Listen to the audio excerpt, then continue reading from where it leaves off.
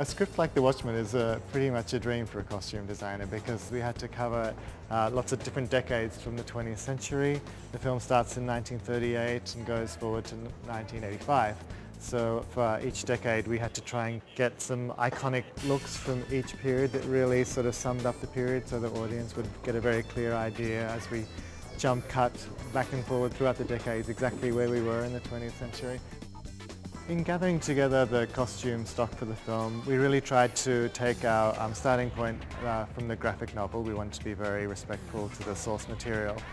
So it affected a lot of our choice of colours. We really tried to keep within the greens, the purples, the murky sort of secondary colours that are in the graphic novel. The number of extras that we have to dress for this film is pretty considerable and far-ranging. We have everything from flower children protesting in 1960s to Soviet soldiers, and the range is really pretty phenomenal. Most films are usually in like a particular period. This one is incredibly labyrinthine in that it jumps through lots of decades, so we had to make sure we were ready for any situation that we would come across. The prison uniforms in the film are drawn very specifically in a strange purpley grey colour, and we decided to replicate that with our hickory stripe here that came in an off-white, and we dyed them into the right tones. Along here is the beginning of our footwear section. We have everything from period cowboy boots in the 70s right through to shiny patterned uniform shoes. This is one of our uniform aisles. There's lots of uniforms in the film, and each one was researched fastidiously. We've got everything from 1938 NYPD here.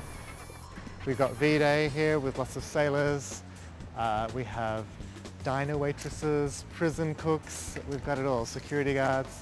So this is where we put together all of our uniforms and make sure that everyone has the right look.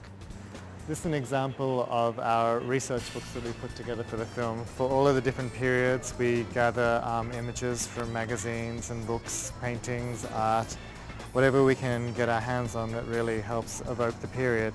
And we refer to these when we're dressing our extras and actors to make sure that we get all of the specific details of each period right. But we also tried to really pick beautiful archetypical pieces that really summed up each decade and also give a real sense of period authenticity to the movie, because it was important for us that we wanted to represent the 20th century as it was if there had really been superheroes.